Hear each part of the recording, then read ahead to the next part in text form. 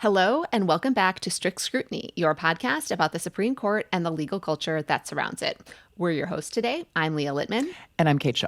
And we're without Melissa today, but don't worry, she'll be back next week. And listeners, we are still recovering from CrookedCon in DC last week. We got to meet a ton of you. We got to catch up with old friends from various corners of the worlds of law and politics and organizing. We got to take in the MAGAfication of DC with our own eyes. That last part, pretty bleak, but the rest of it was honestly really energizing and invigorating, and we loved being there. And before we get going on this episode, I wanted to put in an early episode plug for our California live shows. We have so much fun getting to meet all of you and do this craziness with our people. And we've heard from you all that being in an audience among other smart, cool people who are also outraged and invested is a good time. Also, I bring surprise gifts for our VIPs if you haven't heard, but you won't know about them unless you're there. This is also our very first tour on the West Coast, and I personally really wanted to be invited to LA, and I want to be invited back, and San Francisco, but Southern California is like my soul home because of the donuts, mostly. So if you haven't already gotten your tickets for our California live shows, get on it. You can join us at the Herbst Theater in San Francisco on March 6th, then at the Palace Theater in LA on March 7th. Get your tickets now at crooked.com/events. So we are really looking forward to that. And as great as it was to get to do a live show in DC at CrookedCon, the constraints of live shows always mean we are somewhat limited in the legal news that we're able to cover. So we have a lot to catch you up on today. We are going to start with some breaking news. We will then turn to debriefing the oral arguments from the November sitting that we haven't had a chance to discuss yet. We did talk tariffs, but not the others. And we will end by noting some significant cert grants and denials. Okay, first up, the news. And let's start with briefly bringing you up to speed on the developments since we last recorded involving the lawsuit seeking to compel the administration to abide by the law that requires them to pay SNAP benefits even in the event of a government shutdown. So Leah and our friend Steve Vladeck brought you up to speed on this litigation last week. And as a reminder, Justice Ketanji Brown Jackson entered an administrative stay to give the First Circuit the chance to act on the administration's request to block a lower court that had directed the government to pay those food benefits. Okay, that's where we were last we talked. Then on Tuesday night, the full Supreme Court extended the stay that Justice Jackson had previously entered, and eagle-eyed court watchers noticed that the language the unsigned order used suggested that the full court might have done the extending without Justice Jackson referring the matter to the full court as is customary. Justice Jackson, in fact, noted that she would have denied the extension and she would have denied the administration's application. And I think this difference in wording is some additional evidence in support of Steve and my view of Justice Jackson's administrative stay, which, just to refresh your memory, was that Justice Jackson basically did the best she could and the most she could and acted very strategically, given that she was operating against the backdrop constraint of the reality that if she didn't do something to pause the lower court order obligating the government to fully fund SNAP, 5 of her colleagues just would have taken it out of her hands and done something worse. So she headed that possibility off, and then the court-ordered additional delay seems to have had its intended effect, which is that Congress has now passed legislation ending the shutdown and at least temporarily funding the government, although, of course, we could be back here in a couple of months. And then on Thursday, the federal government filed a letter with the Supreme Court noting that it was withdrawing its application because the application was now moot. And though it seems much longer ago, because this week has been a year, if not several, on Sunday, that is not this past Sunday, but the one before, Trump issued pardons to more than 75 people involved in the Stop the Steal movement, January 6th, the efforts to overturn the results of the 2020 presidential election, Rudy Giuliani, Mark Meadows, Sidney Powell, and more, which is a little odd because these people are facing state charges, which presidential pardons aren't effective against. Presidents can't pardon people of state crimes. Full stop. They can't. Right. No, full stop. They can't. And yet, I feel the need. I feel the need to say Clarence Thomas, Sam Alito potentially doing the Usher meme. Watch this. Just or can you? Yeah. Right. Or can you? Right. Just asking some questions, says Neil Gorsuch. And yeah. So. Yet another thing that courts have not definitively said because people haven't even presidents haven't tried to pardon people for state crimes because you just can't. Right. And yet they want to walk right through that, potential opening. I think this is a very long shot possibility, but I think you're right, Leah. We should not rule anything out. So there is that question, like, will there be some effort to try to make presidential pardons of state crimes great for the first time? But there's also the question of, like, why these pardons now, right? Like, they have done so much. And it's been 10 months. And so I don't know that I have a theory on timing. I mean, I do think there's one possibility, which is that this is about sending a message that the president will have the backs of people who run election interference for him this time around, since the midterms are becoming front of mind. Yeah, and former USA Dick kind of suggested as much on social media, talking about the pardons or referring to the pardons. He said, no MAGA left behind. You know, another possibility is this is a warm-up act for a potential pardon of Ghislaine Maxwell. And on that point... Yeah. So if you were under a rock this week, you may have missed that this last week. In which case, FOMO, right? Like, real great choice. Directions to that rock. I want to join you there. Not a great week for people who could read or people who follow the news. Yeah. No, it was bad. I have things burned into my backs of my eyeballs. I can't unsee.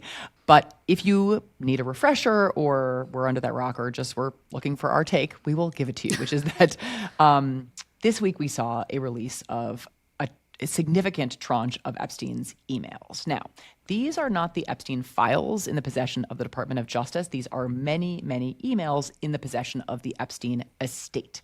But this is an enormously significant story for a number of reasons.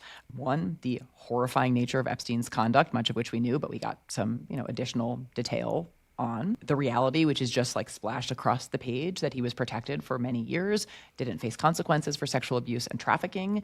So all of those things are really driven home by the contents of these files. And then also, this is really important because Jeffrey Epstein conspiracies have featured very prominently in right-wing conspiracy circles and Donald Trump's political machinations for many, many years. So the release... And I almost feel the need to apologize to those conspiracy theorists, right? Like... on some level, you were absolutely right. Yeah. Right. Yeah. Right. Like the details you were a little wrong. The details were off. Right. They weren't speaking in code. Nope. Right. The people involved, not right. Yeah. Who we were alleging, but like the underlying reality. Yeah. There was a ring to protect child abusers that had participation by people, men at the highest levels of government and the worlds of business, finance, et cetera, academia. Yeah. That's basically all right. There's a little wrong about the personages. So, the emails add to, I think, our understanding of Epstein's activities, the relationships he had with powerful individuals, many of whom seem, even though making reference in quite oblique ways, but pretty clearly to have been quite aware of his sexual abuse of minors, some going so far as to basically seem to joke with him about it. Yeah, and I have been trying to put my finger on why this has just made me feel ill. Some of it is just the gut-wrenching aspect of having to read a bunch of powerful, connected, wealthy individuals like seek to acquire more powerful connections and wealth by going through this known sex trafficker, like as late as 2019, after the Miami Herald, right, broke the stories about his conduct, after, right, his initial plea deal. Yeah. And, all of this, the emails are being released on the heels of an election whose results we have been told repeatedly are attributable to the Democrats' overemphasis on women's rights to the exclusion of men's feelings and men's lonelinesses and like the excesses of the Me Too movement, which apparently went a little too far in trying to hold people accountable for sexual misconduct. And I think this is probably clear, but just to be crystal clear, we're talking here about the presidential election, not last Tuesday's election. That, unexpected, was a sort of a rare bright spot in actually resulting in some important Democratic victories. But of course, that's what Leah's saying is, maybe like the prevailing account of at least one of the key factors in returning Donald Trump to power. So that is one thing that's just unbelievably, endlessly galling about these revelations. There are also the efforts to downplay these discoveries in certain circles that were very fixated on Jeffrey Epstein for a very long time. And I think their efforts to downplay these new revelations make clear that this was never really about sexual abuse or sexual exploitation, right? This was a political smear, a way to try to hurt Democrats, to gin up fears about trans people and gay people and women in the workforce, and not actually about protecting girls and women. And we want to highlight just a few things that have been picked out among these documents for a bunch of reasons. So, Leah, why don't you start with a couple? Yeah. So one concerns Larry Summers, who in the year of our Lord 2017, had the impulse to email Jeffrey Epstein, who by this point had pled guilty to crimes, and Summers emailed him to complain about society being too hard on men who engage in sexual misconduct. And I'm just going to quote this here, quote, "I'm trying to figure why American elite think if you murder your baby, it must be irrelevant to your admission to Harvard, but hit on a few women 10 years ago and can't work at a network or think tank. Do not repeat this insight," in all caps. And like, again, the idea that you go to Epstein for counsel about the excesses of holding people accountable for sexual misconduct. I mean, well, you knew you were going to get a receptive audience. So if you wanted somebody to like, true. You're doing great, sweetie. Like, I think that's probably why he was asking Epstein. But I think that speaks to like these people wanted to be charmed by Epstein. Like, that's what they found attractive about him, because if you read these emails, the guy can't spell, he can't punctuate, he's not clever, right? Like, the appeal is he is engaged in these horrendous activities and getting away with it. And it is really hard to, and I mean, there are so many thousands of pages. I think I only scratched the surface, but what the appeal is remains completely opaque to me, right? There is, because, surely all of these people who spent all of this time cozying up to this person, obviously lots of theories, was he blackmailing all of them? Like, what other nefarious reasons were there? And one explanation that has been offered is that like he actually was just wildly charming and people were drawn to him and his charisma, and it's not there. Like, it is not. None of those things are true. So it's got to be one of the very nefarious explanations, because the charisma like story doesn't hold up.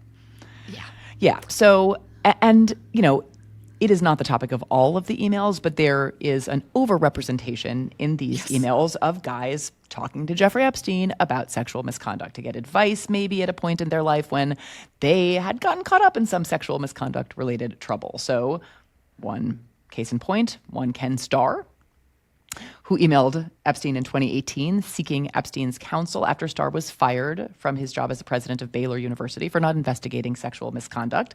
Starr signed his email Hugs. It's just so many layers of weird. And, the content revolving around sexual misconduct is so omnipresent, because who does Ken Starr bring up in these emails with Epstein? Jed Rubenfeld, the Yale law professor who was accused of sexual misconduct and sanctioned for it. And in some ways, like, these documents are like a legal eagle who's who. I mean, Epstein was quite interested in Rubenfeld. He emailed with another professor about Rubenfeld. And there are messages between Epstein and Steve Bannon where Epstein is counseling Bannon on how to discredit one of the women who accused Brett Kavanaugh of sexual assault. Epstein suggested, they should say she was on medications that cause false memories or memory loss. It's just grotesque. Yeah. And then there is the litany of emails concerning Trump. And we should say Trump is not himself writing any of the emails that we have seen. Right. And it's just hard to know exactly how seriously to take the emails, because Epstein, in addition to his many, many other deficiencies, was a bullshitter and a con artist. So who knows? But it's really there's relevant. Just a lot there. It comes up, how much he's there and what is said about him. So one example, in 2019, he writes, Epstein does, an email to journalist Michael Wolff. And in that email, he says, quote, "Of course he," and he is Trump, that's what they're talking about, "of course he knew about the girls as he asked Ghislaine to stop." And I should say I refer to Wolff as journalist Michael Wolff, and that is his profession. But these emails really do not sound in any recognizable way as though emails between a journalist and a source, who at some point Epstein was, as Wolff had written about him, much more feels as though Wolff is helping run PR for Epstein, maybe also kind of encouraging him to blackmail Trump. That email was unreal. Yeah. Like, let him hang himself and, you will be in a position to basically have him owe you just wild insinuations. Yeah. Then there's another email in which Epstein wonders to a different reporter from the New York Times why Trump-related material hadn't come out. And he asks, quote, Epstein does, "Would you like photos of Donald and girls in bikinis in my kitchen?" In another email, Epstein recounts how Trump walked into a glass door once because he was staring at girls. This is at Epstein's place. And then there's a 2011 email from Epstein to Maxwell that says an unnamed victim, who Republicans have identified as Virginia Giuffre, spent hours at his house with Trump. So there's just like a lot of noise and smoke there, right? At a minimum, suggesting Trump was aware of Epstein's misdeeds. And then also suggestive that, like, Donald Trump may have been involved in some of this. And this has precipitated a complete meltdown by the president, who announced that he would both be ordering an investigation into Epstein's ties with people affiliated with the Democratic Party. AG Pamela Jo Bondi has since appointed a prosecutor to do that. But the president also maintains that this entire thing was a hoax. So, like, how both of these things can be true, unclear, but like very fake and non-existent vibes, as he characterized the birthday message he sent to Epstein. Anyways, like, I know we have to make decisions about what to cover, and this is kind of like tangentially legal news, but it's just so grotesque and appalling. And I know some people kind of like rely on us as like a legal-ish or news-ish source. And so I felt some need to talk about it, but we do have a lot of legal news we wanted to cover. All right, let's take a quick shower and on with the legal news, and then we will get to argument recaps. So we want to talk to you about something. We are very aware that following the news cycle right now can be a lot, and it is easy to want to tune out and tend to other things. And we get it, and sometimes that's necessary for everyone. But people like you tuning out is actually what the Trump media machine is counting on. On Strict Scrutiny, we try to bring you important, necessary information about the Supreme Court, about the legal landscape, about how the conservative justices are enabling the Trump administration's reign of terror against the federal government and all of us. And subscribing to our YouTube channel means that you won't miss an episode, so you won't miss learning about all of that. And it also helps more people find our show. So please subscribe to Strict Scrutiny on YouTube. You can keep listening to us in your ear holes, but the subscription matters a great deal. Strict Scrutiny is brought to you by Aura Frames. What if you could give a gift that's absolutely perfect? I know, just wait. Like, this isn't like Sam Alito giving the gift of reproductive despotism. It's a really good gift, not one that you want to take back. I'm thinking specifically of an Aura Frame. This is the ticket this holiday season. You can take an Aura Frame, you can load up your favorite pictures of your family, of your events, of your clients, and then give it to them as a gift. You can preload all of your favorite photos and give it to someone that you love, that you admire, with whom you work. Everything. The Aura Frame is the perfect gift for every occasion, and especially perfect now at the holidays. If you have a favorite family tradition, you can take photos of it and upload those photos and send the Aura Frame to the person who started those traditions that you love so much. If there's a new tradition that you want to start this year, start it with your Aura Frame. Take a picture of what you would like to see going forward in the future and send it to the person who can make that happen. And the earlier you order, the more time you have to actually curate your Aura Frame, so it's the perfect gift for the perfect person. Think about all the amazing photos you can add now that you have time on your hands, letting Aura Frame do the work, sending that beautiful gift to the person you love in beautiful packaging just in time for the holidays. And you can get unlimited free photos and videos if you download the Aura Frame app. Just download the Aura app and connect to Wi-Fi and download away. It could not be easier. You can preload those photos before your Aura Frame ships to your giftee, and you can keep adding to it anywhere, anytime using the Aura app. You can personalize your gift with a special message before it ships. You can share photos and videos effortlessly going forward, straight from your phone all year long. Every Aura Frame comes packaged in a gorgeous premium gift box with no price tag on it. That's critical. And the person who receives it will know that you are thinking of them and thinking of them in the best possible way at the most wonderful time of the year. You can't wrap togetherness, but guess what? You can frame it. Aura Frame. That's the gift. That's the ticket. For a limited time, you can visit auraframes.com and get $45 off Aura's best-selling Carver matte frames. They were named #1 by Wirecutter, and you can get this great deal by using the promo code STRICT at checkout. That's auraframes.com, promo code STRICT, and this exclusive Black Friday Cyber Monday deal is the very best deal of the year, so order now before it ends. And support Strict Scrutiny by mentioning us by name at checkout. Terms and conditions apply. Strict Scrutiny is brought to you by Cozy Earth. Guess what? Here's my wish for the holiday.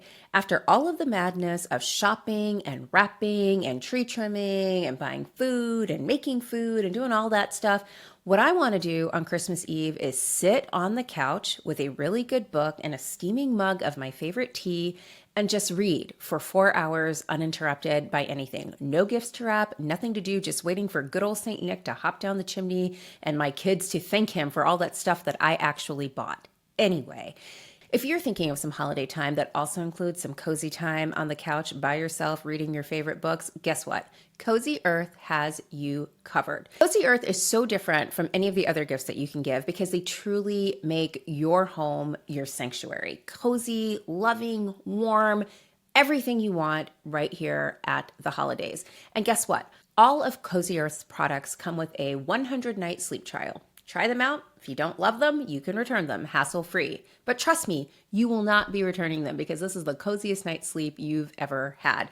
And guess what else? There is a 10-year warranty because once you have felt this level of comfort and coziness, you will want it to last a decade. Black Fridays come early for Cozy Earth, and so right now you can stack my code STRICT on top of their site-wide sale. That gives you up to 40% off in savings. That's cozyearth.com, code STRICT for up to 40% off in savings. And these deals will not last. So start your holiday shopping right now. And if you get a post-purchase survey, be sure to mention that you heard about Cozy Earth's great products right here at Strict Scrutiny from the ladies who love to be cozy. Not with everyone, definitely not with Sam Alito, but with the people we love. Wrap the ones that you love in luxury with Cozy Earth this holiday season.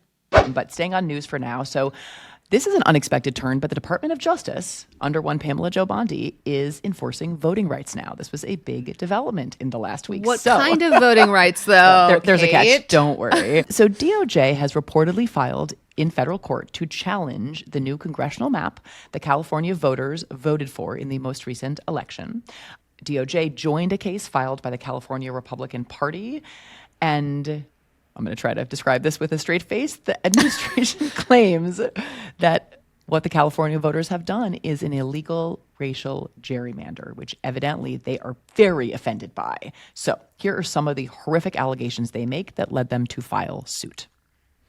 So they allege that, quote, they, meaning California Democrats, feared that a Latino voice in Texas is worth 1/3 of the representation as a white voice, and that Texas would slide back to the days of black codes and Jim Crow. Like, this is their evidence about it being discrimination, the fact that Californians were worried about racial discrimination against Black and Latino voters in Texas. Like, I will wait for DOJ's case against Texas and their gerrymander.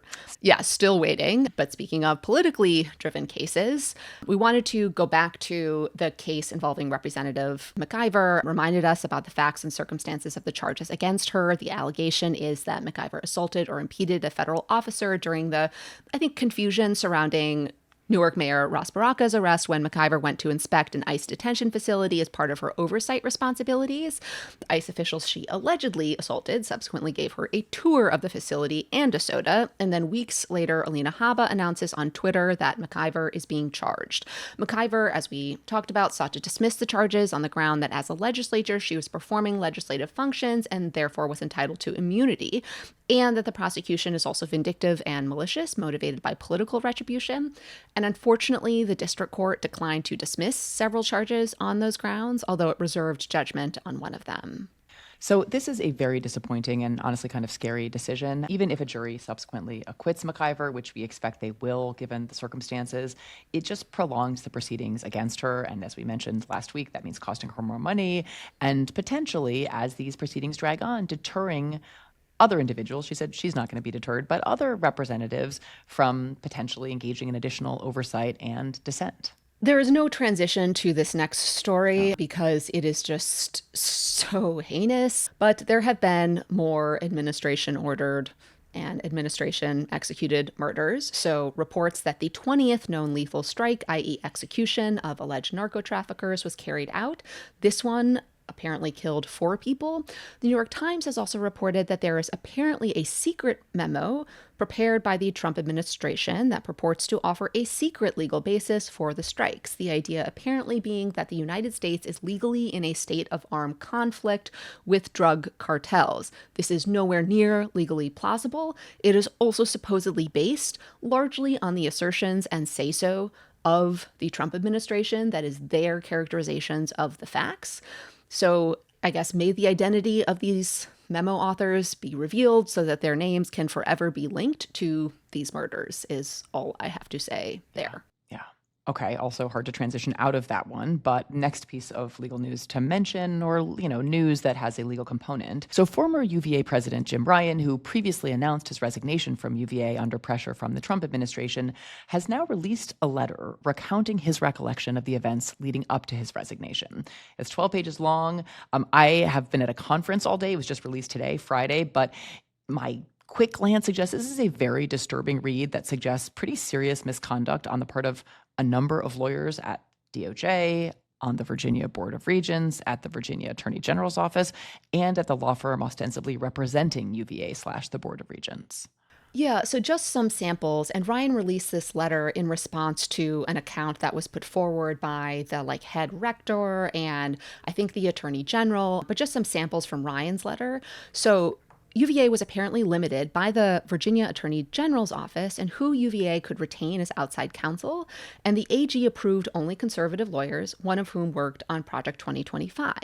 There are also allegations in the letter that raise, in my view, serious questions about whether the outside counsel was working in concert with the Virginia AG office rather than representing UVA. The current rector and vice rector of the UVA board allegedly, were negotiating with DOJ and wouldn't let Ryan be involved in those negotiations. They didn't inform the rest of the board about DOJ's demands for Ryan to resign or inform them of Ryan's resignation until after the fact. And it recounts these DOJ threats that DOJ would rain hell on UVA and bleed UVA white. And again, it's just mob style governance that some people were affirmatively enabling.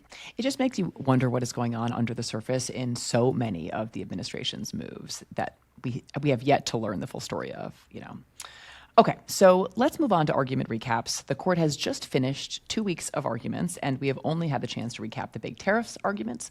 So we're going to break down the others, and warning that because there are so many, we're going to have to be pretty quick in our discussion of some of them.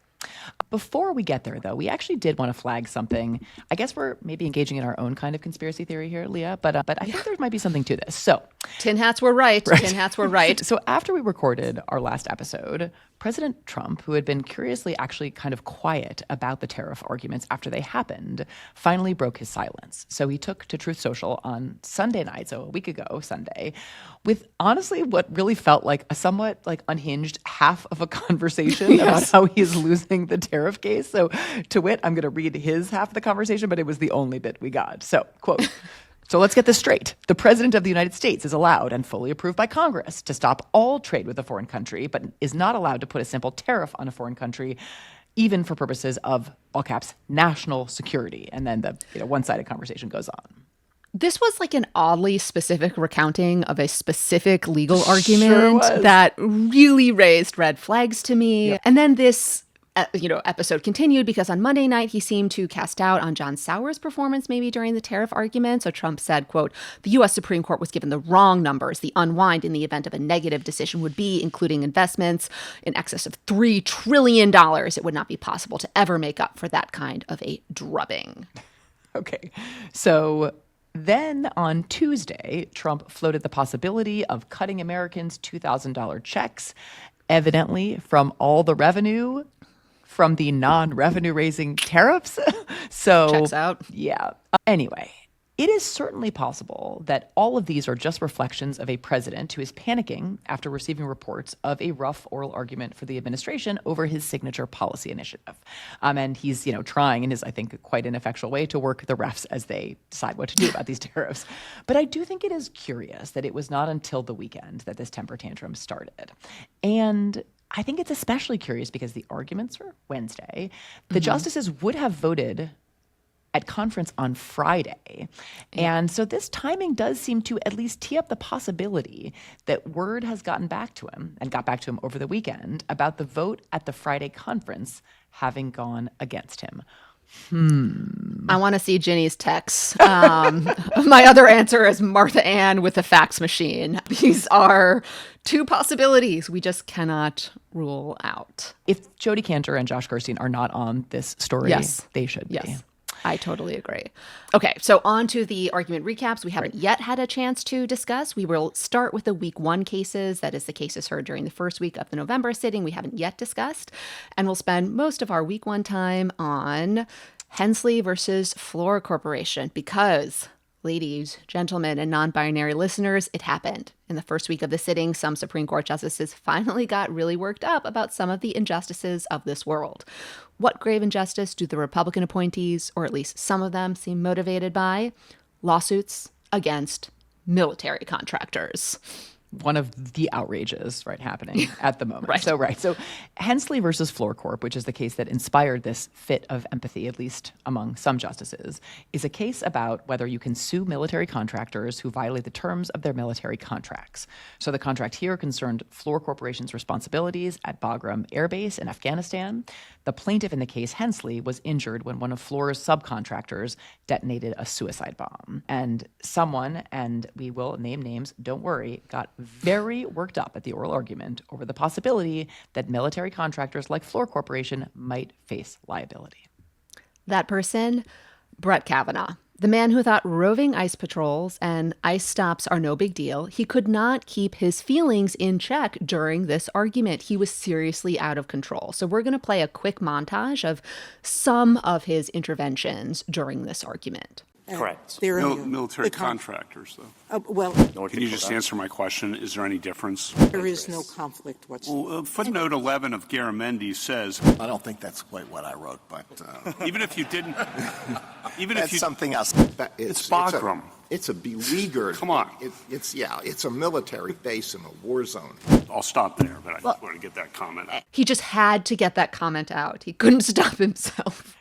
I mean, I hope that this gives you some sense of what a crazy argument this was. So just to take stock of who he interrupted the petitioner's lawyer 4 times over 3 pages, and that's not all. He interrupted Justice Sotomayor, Justices Sotomayor and Barrett, Justice Alito twice, so equal opportunity interrupter, like occasionally. He interrupted the respondent's lawyer, that's the lawyer for the military contractor, who he thought wasn't arguing hard enough. He interrupted the federal government's lawyer, who, he just didn't think was vigorously enough defending military contractors the way they deserve. This is just another occasion to remind people that there are real questions about whether men are just too emotional to be Supreme Court justices, because this guy was having an actual melty over the prospect that you could sue a military contractor. But please tell me more about how women ruin the workplace. The thing that was honestly the craziest about this argument was that it led to a moment that honestly felt like a signal of the end times having arrived at the court, which is something we thought would never happen, which you can hear here, and then we will discuss. Federal interest. You should fight back. Let me ask you, if I might just finish. Thank you. You're going to have your shot, my friend. Just to translate this, Brett Kavanaugh's behavior was so bad, Neil Gorsuch had to tell him that he was being too rude and taking up too much space. If this ever happens to you, it is a sign you need to do some deep reflection about how you got to this point and that you need to take an emotional lap. I mean, it was insane, but also whatever it is that has gotten him so worked up, I think we want and need more of in our lives. So just live our lives in a way that will lead to Brett Kavanaugh having more meltdowns like that. Yes. I think we're doing something right. Preferably in November 2026. Yeah. I'd like another meltdown around this time of year. Yeah. Same time this next year. Sounds good. Okay, so the clip that we just played with Gorsuch and Kavanaugh, I think suggests that we may now have, in addition to Kavanaugh stops, right, which are the suspicionless racial profiling driven stops that Brett Kavanaugh seems to think are totally fine, totally cool, totally constitutional. We also may have Kavanaugh stop as a double entendre. So not just to refer to ICE's stops and uses of excessive force, but also Kavanaugh, stop when he needs to just take a moment and find his Zen place. Yeah. I have to say the fact that Kavanaugh was so out of control confirms something I feel like we have talked about before, which is the guy is a total wingnut when it comes to executive power. Like, he loves presidential power and the military. He is so thirsty for authoritarianism. You know, during this argument, he went on tangents about how war making and war fighting and combat zones are so within the exclusive power of the federal government. The states can't do anything about it, which was a little terrifying to hear when you realize that the president is invoking the same concepts and language of war and combat as a basis for militarizing American cities and deploying the National Guard and roving ICE patrols. It's also just like, dude, that's a shared power. Like, Congress has an enormous, like, what are you talking about? Yes, like, there is this like move or trope, like it's, you know, it's commander-in-chief power and like everything else falls away. But like, I especially since we are tiptoeing to the edge of like an actual war with Venezuela, like declarations of war, that's Congress, right? Like, and lots of other things to do with regulating the military and all kinds of other things. Those are within Congress's purview. Like, this idea that everything that you could sort of say war around is exclusively within the president's authority is just insane. And yet that very much sounds like where Brett Kavanaugh is. So along those lines, as we said in the episode where we previewed this case, one of the questions here in Hensley is whether the Constitution prevents states from holding federal contractors liable for violating state law. This could have huge implications for whether states can hold accountable ICE officers, CBP officers, HSI officers. Basically, all of these DHS subcomponents are having their personnel terrorize the population, and the ability of states to actually hold those individuals accountable under state law is a very real and present question that certainly Brett Kavanaugh was sending very ominous signals about. So one other moment from Hensley was just surreal because it involved our friend Sam Alito, and so we had to include it here. What I took from your brief is you're saying Boyle's inconsistent with textualism. Who wrote Boyle? Justice Scalia wrote I mean, it. so you're saying the founding father of textualism doesn't understand textualism? No, that's not what I'm saying at all. Well, that's what I took. Well, do you? Wow. I mean, like, how dare you accuse a great man, you know, Antonin Scalia, who's basically Nietzsche's Übermensch, of any kind of legal flaws or inconsistencies. I also just like, I'm Fulton County Smith. I mean, like, Alito in other contexts is perfectly happy to throw Scalia opinions way under the bus. Like, it's, yes. I think he just like forgot for a minute that actually he is way to the right of Scalia on a whole bunch of shit. I was like, we could never criticize him. But I felt like he had a weird, I don't know, like momentary lapse, and he just started repeating Scalia, textualism, founding father, and I don't know. That was my read on that. Very strange. Like, not great evidence that the right wing MAGA legal movement isn't a cult. Was another read on that. Yeah.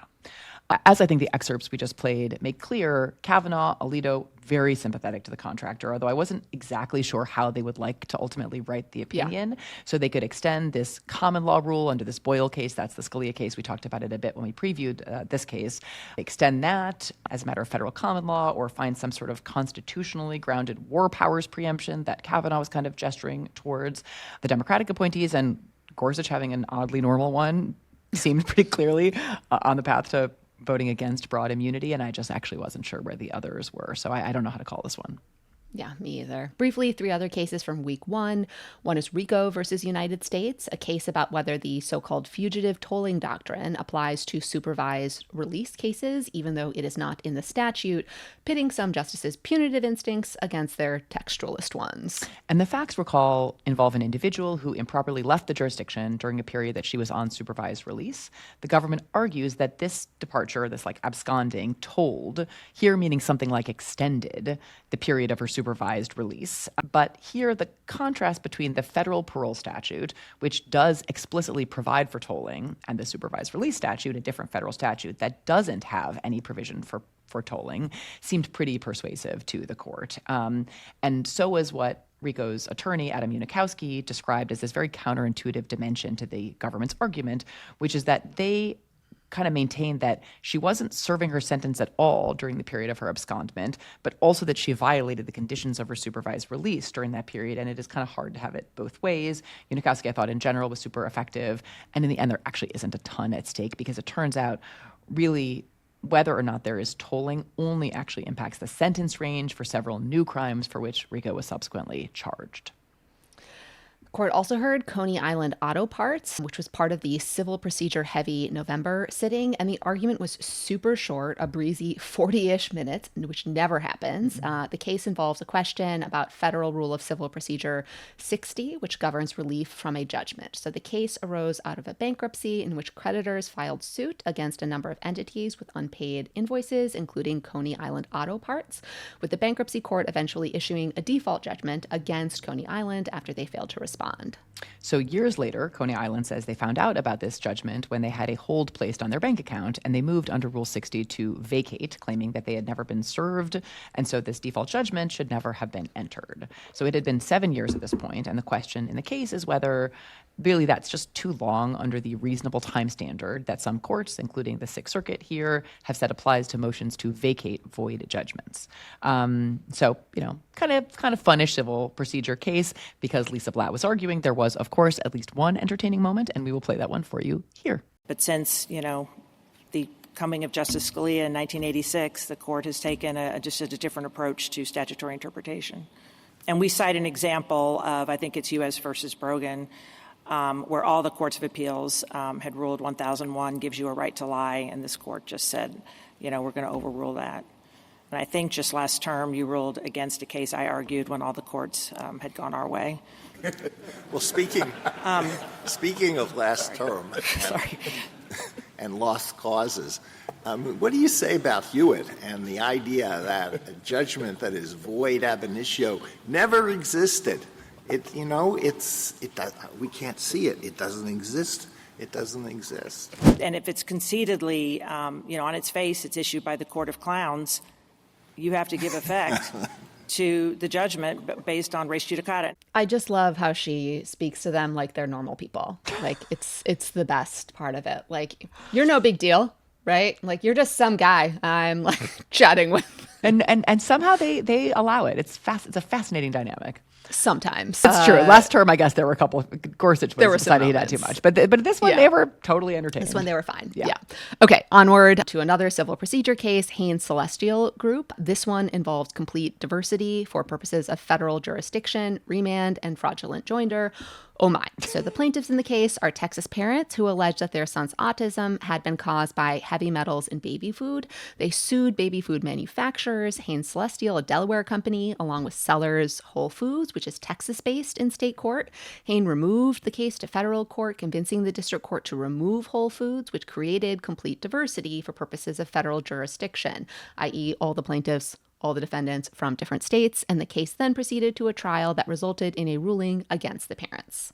So the Fifth Circuit concluded that the trial court had been wrong to dismiss Whole Foods from the case, meaning there actually wasn't diversity jurisdiction because both the plaintiffs and Whole Foods are Texas citizens, which meant the case should have stayed in state court, where the parents should now have a chance to proceed. So that's what the Fifth Circuit found. The case is now before the court on the question of the impact of this erroneous dismissal on the plaintiff's chances to proceed. And this case actually is a rare opportunity for the court to affirm the Fifth Circuit and also side with some plaintiffs, right, who say they have been harmed, which does seem like exactly what the court is going to do. So all of the justices seemed kind of skeptical of a ruling that would prevent these plaintiffs from having their day in state court as a result of this incorrect removal of a defendant from the case.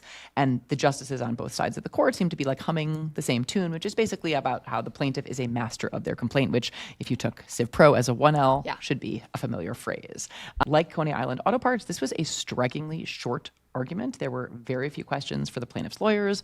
The whole thing took less than 45 minutes, which was honestly refreshing in an age where there is just such inflation happening, among other places, in SCOTUS argument lengths. There was a hot mic moment in this case. I missed it. I'm so glad you caught it. But one that's way more innocent than the last hot mic moment we captured and covered. So listeners might recall that in the October sitting, this was the last moment, Clarence Thomas was caught on a microphone saying at the end of the Voting Rights Act argument, where the Republican appointees made clear they're going to nullify somehow, some way, what remains of the Voting Rights Act and blow up the legal protections for minority voters' political opportunities and political power.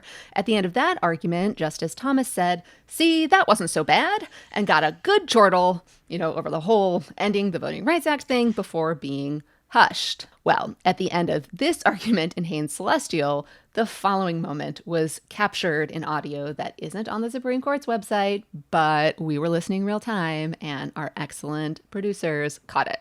Civil procedure is my new favorite field. That's funny. What you going to celebrate? Not really anything. So I think that was the marshal talking, and it just felt so innocent. Like, yes, I too would prefer listening to civil procedure than all of these culture war right-wing grievance fests the court does, which take hours. It feels like a normal court, and you can still go have lunch at a reasonable hour. Yeah, Exactly. Win-win. Yeah, I think I'm it me. Strict Scrutiny is brought to you by Fatty 15. As you know, I'm a person of a certain age, but you know what? I am addressing all of the many signs of aging: poor sleep, lack of energy, stiff joints, abnormal blood work, everything else. All of these real health concerns that impede the way you are in your day-to-day life, make things harder than they should be. I'm all about healthy aging, and the way that I deal with all of these problems and age healthfully is by incorporating Fatty 15 into my everyday routine. Wouldn't you just love to take one product and know that this one healthy aging product could help your loved ones, your parents, reverse aging at the cellular level and result in improved long-term health and wellness? Exactly. You would. That's why I use Fatty 15 every day and why I think you ought to too.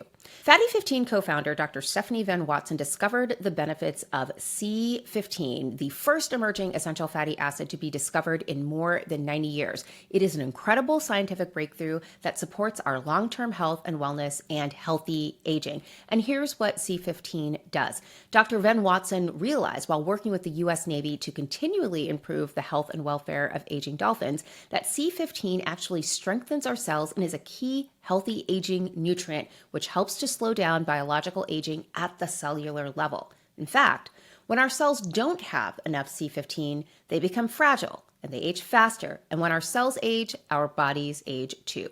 These discoveries eventually led to studies finding the first new nutritional deficiency in 75 years, called cellular fragility syndrome, that is caused by a lack of C15. And get this, as many as 1 in 3 people worldwide may have low C15 levels and cellular fragility syndrome. To help fix cellular fragility syndrome and further support healthy aging, a team of doctors working in collaboration with the U.S. Navy spent over a decade to develop the pure, optimized, and bioavailable C15O ingredient in Fatty 15. And thankfully, Fatty 15 repairs age-related damage to cells, protects them from future breakdown, and activates pathways in the body that help regulate our sleep, cognitive health, and natural repair systems that support our overall health. Fatty 15 has 3 times more cellular benefits than omega-3 or fish oil, and guess what? Tastes better than omega-3 and fish oil. Ask me how I know. By replenishing our cells with the crucial C15 nutrient, Fatty 15 effectively repairs cells, reverses aging at the cellular level, and restores our long-term health and wellness. And Fatty 15 is clinically proven to raise C15O levels, resulting in lower cholesterol levels, healthier liver function, improved gut microbiome health, and improved red blood cell health, all within 3 months. And best of all, Fatty 15 comes in a beautiful, reusable glass and bamboo jar, and refills are shipped right to your door. Fatty 15 is on a mission to optimize your C15 levels to help support your long-term health and wellness, especially as you age. You can get an additional 15% off their 90-day subscription starter kit by going to fatty15.com/strict and using the code STRICT at checkout. Strict Scrutiny is brought to you by Skims. Here's the thing about pajamas. As you might expect, I'm very particular about the kind of sleepwear that I enjoy. I do not like sleepwear that cuts into my body. I don't like things that are loosey-goosey and gap and gape and then have elastic that cuts into you. Like one or another, be loose and free or don't be at all. And that is why I love Skims sleepwear. Their sleepwear and their soft loungewear is exactly what you need for a wonderful night's sleep or just some time lounging on the couch. What do I love about the Skims sleep set? One, I love that they come in gorgeous colors for every mood that I'm in. Two, I love that they have amazing soft fabrics that feel so good against my skin.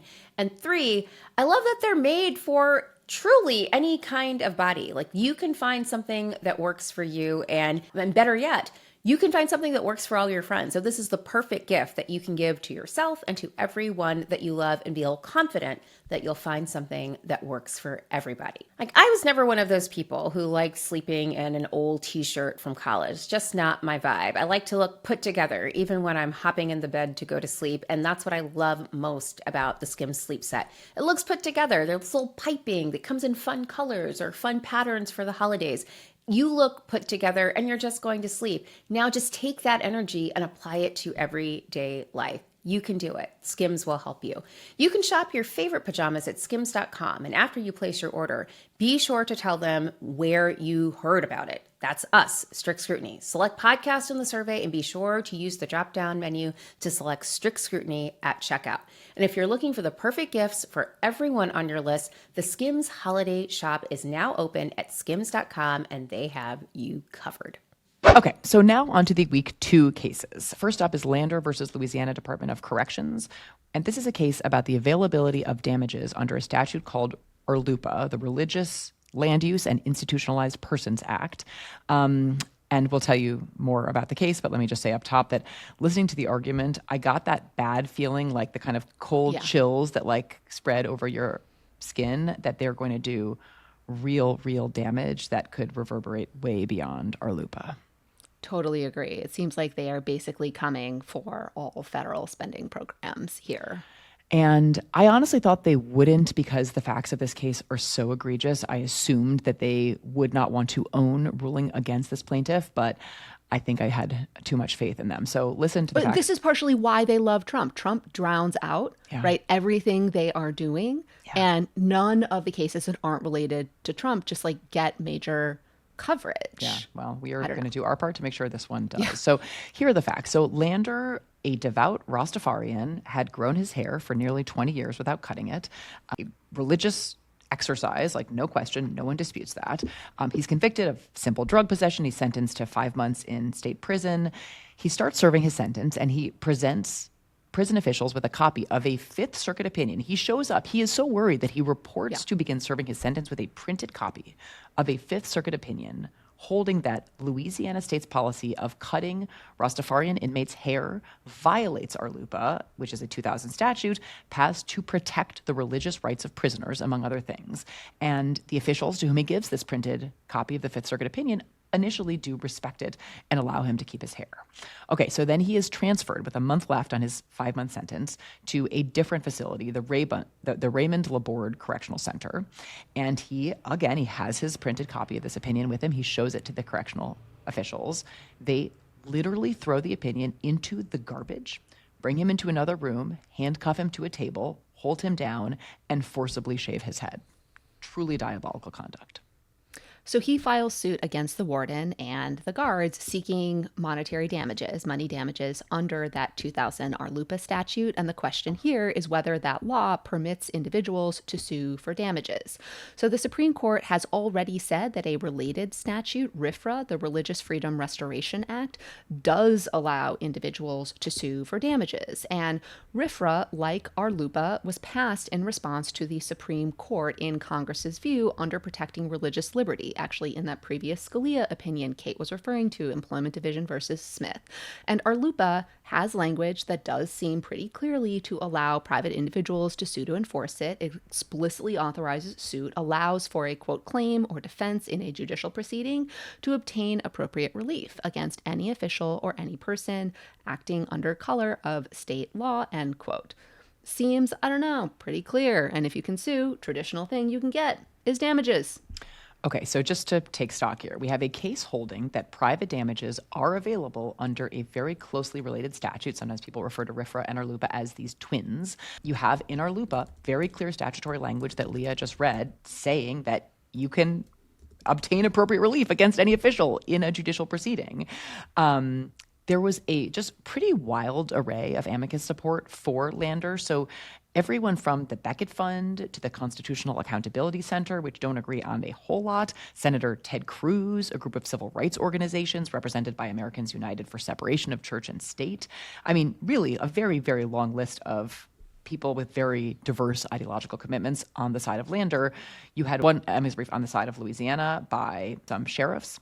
The Trump Justice Department is even on Lander's side. Like, that is how lopsided this case is. And yet these Republican appointees— Supreme Court going to be to the right, more extreme than the Trump Justice Department administration on a lot of these cases. Like, it cannot be emphasized enough. So yeah, I think it's pretty clear that these Republican appointees are looking for a way to rule against Lander, to hold that because RLUIPA is spending clause legislation passed by Congress under its power to spend, there needs to be not just the kind of clarity that is in the text that Leah read, but something even clearer, like a super duper clear statement that you can sue for damages, and the language in the statute isn't clear enough. So here is Kavanaugh essentially making that point. But the hard part, as I see it for your case, for me, is that you need a clear statement, and appropriate relief, is not as clear as it could be in encompassing damages. So how do you deal with that? I don't want to water down our precedent on that, but at the same time, I want to hear your response to how you get there. I feel like we should understand this case as like cross pressure, on the justices, kind of like we were talking about with RICO, punitiveness versus textualism. We talked about it in the tariffs, like billionaire BFFs, right? Safeguarding the Republican Party from itself. On the other hand, right? Like expanding presidential power and giving Donald Trump what he wants. Here, right? On one hand, you have religious liberty. On the other hand, right, like you have the opportunity to gut the modern social welfare state, much of which, right, is accomplished via spending clause legislation. And it seems like that impulse is going to win out. And it may not be irrelevant that this is not like mainline Protestant it's not like mainline Christianity. This is Rastafarian. If he's being deprived of a different kind of religious liberty, has a different caste, I wonder if they would be so cavalier about it. Seems like probably not.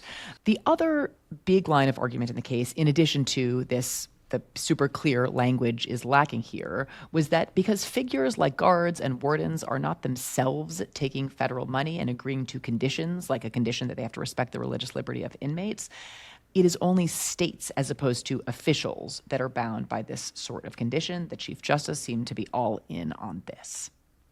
And any sort of ruling along any of those lines might not just mean you can't sue under RLUIPA, so its protections of the religious liberty of inmates would be functionally unenforceable. It would also mean that tons of other legislation passed under Congress's spending power also couldn't be meaningfully enforced. And this is especially galling because the Supreme Court, in an earlier decision, Tlefsky, just turned away several years ago a broad attack on the ability to sue to enforce spending clause legislation. Here's Justice Jackson sort of silently screaming on this point and tag teaming with Justice Kagan. Didn't we answer that question in Tlefsky? I thought we said in the 1983 context that it didn't matter that it was spending clause legislation. We said a law is a law. We said secured by the laws of the United States include secured by laws enacted pursuant to the spending clause. And remember, they did, I think, like a narrower sneak attack on enforcing federal spending programs in the Planned Parenthood versus Medina case. That was the case about whether you can sue to challenge a state's decision to disqualify Planned Parenthood from the Medicaid program in violation of federal law.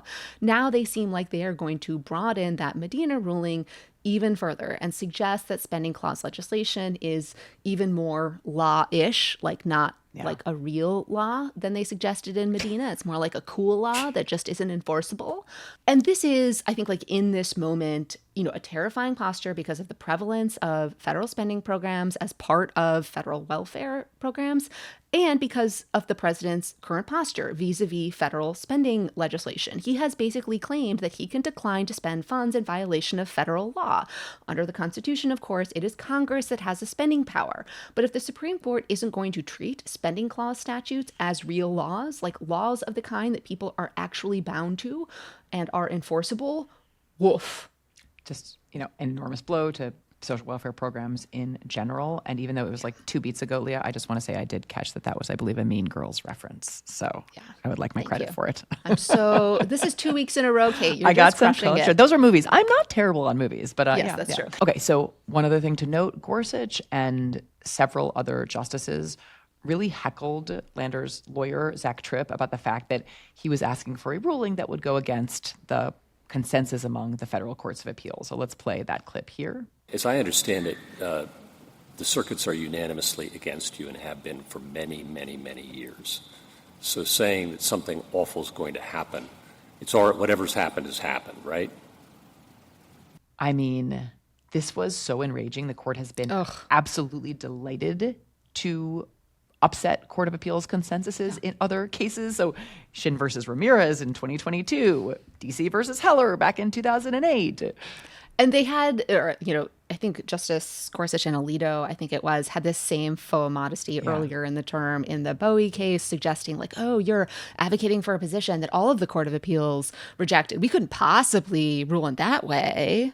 They don't put any stock in what the courts of appeals say. They don't even pretend to if you actually ask them what they think. Right. And yet they cannot resist the temptation to just layer that on. So, I thought this case was going to be a clear win. I thought Zach Tripp did a great job, but man, did it look bleak.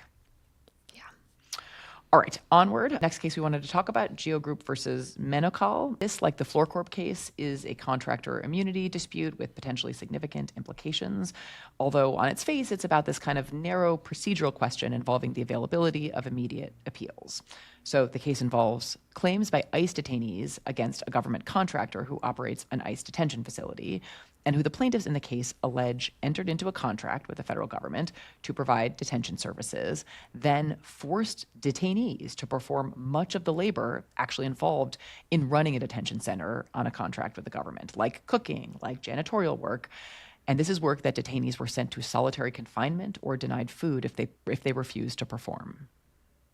And this case actually came to be in part because a man died in custody performing this work while being paid $1 an hour for it. So Cesar Gonzalez Baez died in ICE custody from being electrocuted doing work for the LA Sheriff Department because, this contractor also kind of contracted out some of the labor as well.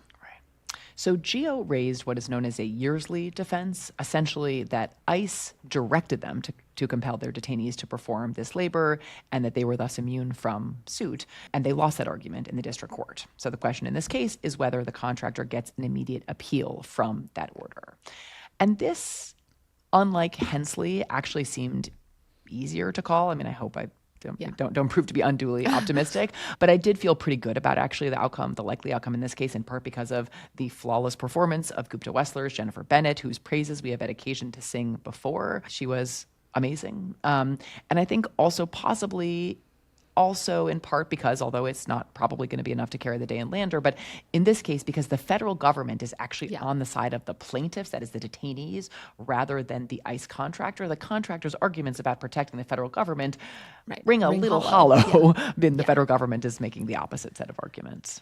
I just wanted to say one more beat on how amazing Jennifer Bennett is. Like, she and the team at Gupta Wessler, they're so good at selecting these winnable cases and being able to identify, and channel and engage with and speak to, the views of others who are probably not inclined to agree with them.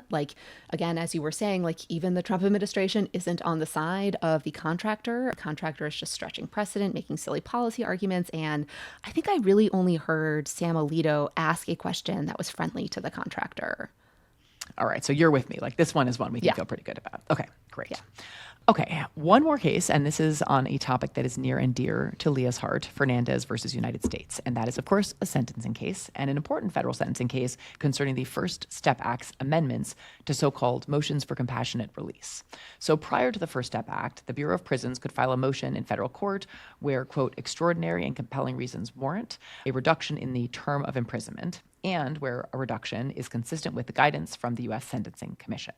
The First Step Act, or FSA, amended the law to allow persons who are detained, not just the Bureau of Prisons, to also file these motions. And the question in this case is what constitutes extraordinary and compelling reasons. And the question specifically asks whether extraordinary and compelling reasons can include reasons that would also provide a basis for vacating someone's sentence under the, more general standard federal post-conviction remedy in Section 2255.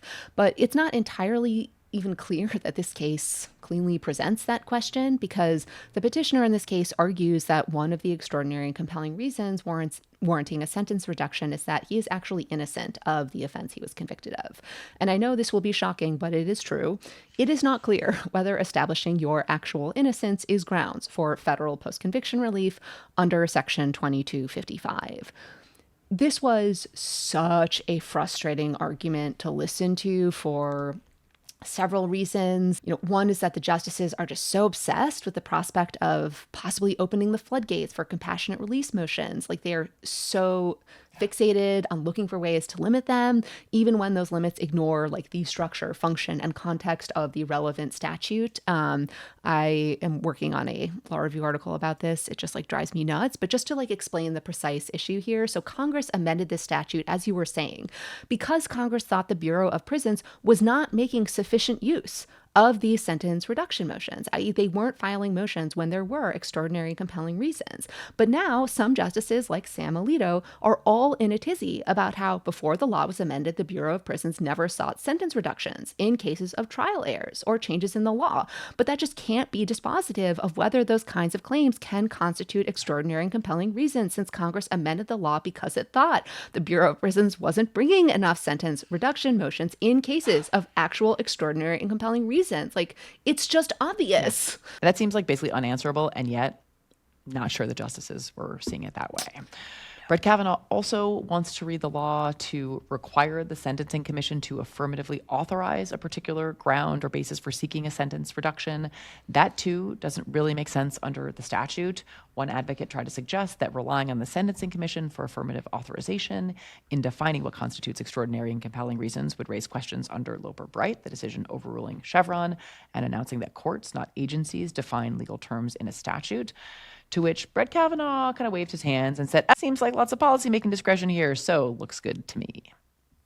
One singular bright spot in this argument was Justice Jackson, who, as is often the case in these federal sentencing matters, was just extraordinary, pointing out the many ways in which the federal post-conviction remedy is just different than these motions for compassionate release, such that it just doesn't make sense to think of compassionate release motions as end runs around post-conviction motions, even if you can raise similar claims in both contexts. I'm reminded of when then, youngish or younger Ketanji Brown Jackson was being put on the Sentencing Commission in the early Obama administration. And someone in the counsel's office was talking about Justice Jackson and doing an imitation of Justice Breyer talking about Justice Jackson, but he called her Ketanji. And Breyer, as people know, is extremely fond of KBJ. Yeah. And the imitation went something like, Ketanji knows things. She knows things. And that was very high praise from Justice Breyer. And one of the many things she knows is sentencing. Yeah. And it is very gratifying. She just knows it. And, the rest of them just don't. Is that one of the ways women ruin the workplace? By knowing things? By knowing things. I think that's for sure. Okay. Definitely. Okay. Yep. That checks. They ruin conferences among the justices. Oh, man. Conference has been ruined by the knowers of things. Exactly. Yeah. The knowers with the notes. They know things and they take and bring their notes, and fun has just been gone for a while now. Okay, so let's briefly cover some cert grants and denials. As we predicted, so did lots of other people. The court denied Kim Davis's cert petition, which, remember, among other things, had asked the court to overrule Obergefell.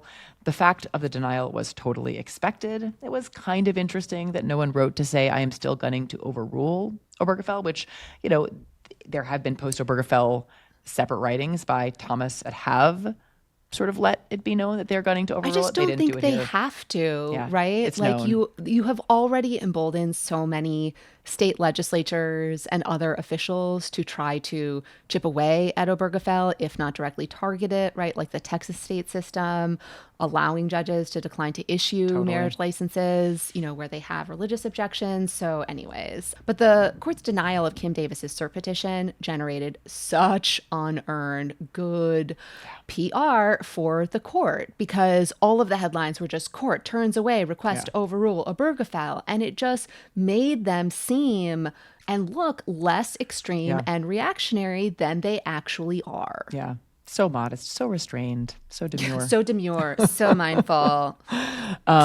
Okay, so one grant that it's not, I would say is not demure or mindful, but I think they actually kind of had to take this case because the Fifth Circuit ruling was completely insane. Okay, so this is a case that the court granted cert in involving Mississippi's rule for counting late arriving ballots. So this is actually a case we've mentioned before. A lot of states allow mail-in ballots to be counted if they are postmarked on or before Election Day, even if they arrive after Election Day. States take a bunch of different approaches to this, but more than a dozen do allow those ballots to be counted. And in Mississippi, they allow ballots to be counted if they arrive within 5 days of the election. Again, so long as they're cast and postmarked on or before Election Day. People might remember there was a lot of litigation over this question in Pennsylvania. In this case, the RNC has challenged the Mississippi law, and a divided panel of the Fifth Circuit issued a pretty unhinged opinion finding that Mississippi's scheme wasn't consistent with federal law. It's just like, wow, we've discovered after like 100 years, right, that originalism and this statute actually means you can't count ballots after Election Day, right? Just at the very same time that the president, the leader of the Republican Party, has started making these claims. What a coincidence. Totally. Although the dynamics of kind of participation and voting by mail and all that, the partisan valence of all this is somewhat in flux. And so I don't know exactly how anyone is going to be benefited or disadvantaged depending on how the court decides this case. I think that the reasoning of the Fifth Circuit was embarrassing, and I hope the court rejects the case on grounds of, law. Shame. Right. But in terms of practical impact, I actually don't totally know. But in any event, the thing that I think is really important in addition to disavowing the really shoddy reasoning in the Fifth Circuit opinion is the timing, right? Like it's so important that they not sit on this case as states are gearing up to administer the midterm elections. So they have to decide it quickly so that there is a stable rule and states can conform their election administration to that rule. One other cert denial I just wanted to mention briefly that had an interesting statement attached to it. So this case was United States versus Veneno, and the court denied cert, but there was a SCOTUS blog post that I think has just gone up by Right to Democracy's Neil Weir. The separate statement by Justices Thomas and Gorsuch said that the Territories Clause of the Constitution gives Congress power over the territories, rightly understood, quote, does not endow the federal government with plenary power within the territories. That's never been said by any federal judge, and it could be a very big deal if embraced by the full court. So just wanted to mention that statement here. And I mean, that's a good thing. So maybe we should transition to our favorite things. Great. Okay, so with Crooked Con and travel, I was able to do a lot of reading, so I have several recommendations.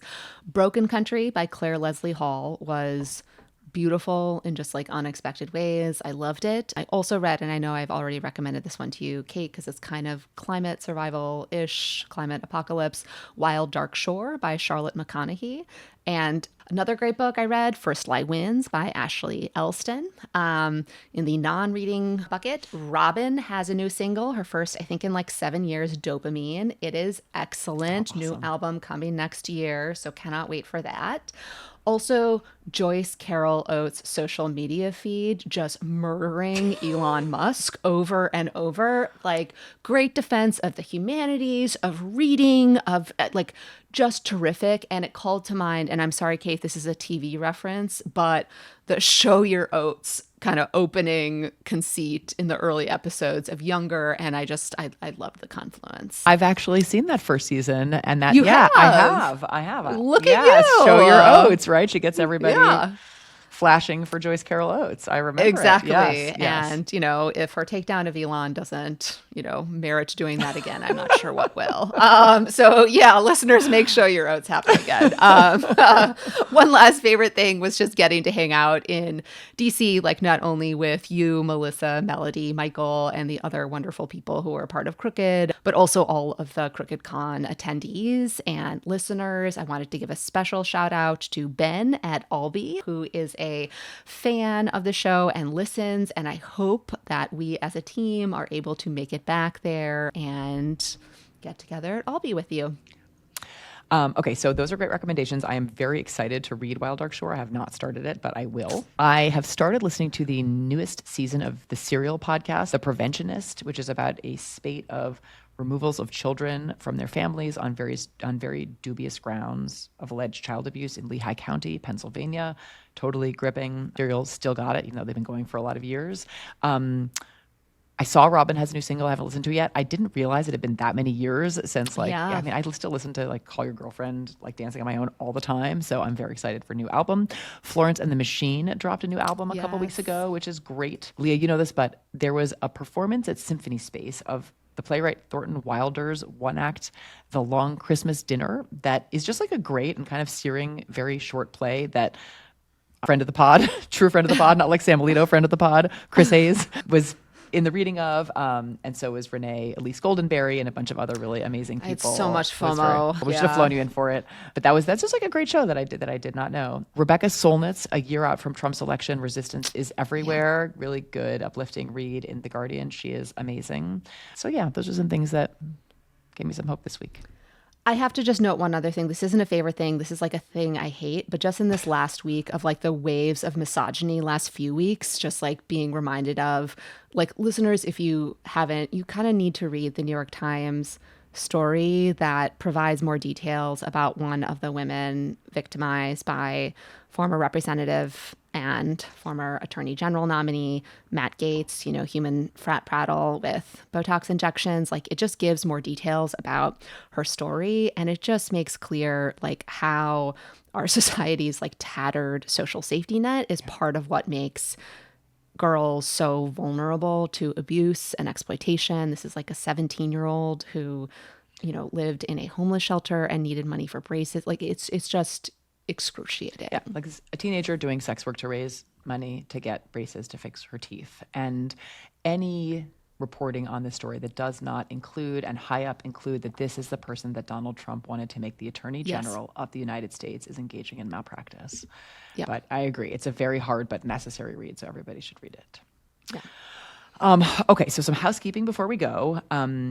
Once again, want to thank everybody who came to Crooked Con and made it possible. Attendees, speakers, sponsors, we could not have done it without you. We really did enjoy meeting listeners. It was awesome to hang out with hosts of other shows, Ben Wickler, Jessica Valenti, Andrew Golis, our friends from Americans United for Separation of Church and State. Yes, they were there, and just so many other great people in the fight in various ways. And getting to hang out in the Take Lounge with, content creators, and again, getting to hang out with the people we, work with at Crooked, but remotely. I just loved getting to talk with the listeners, after the live show and taking pictures with them. That is always so fun. And yeah, it was just wonderful.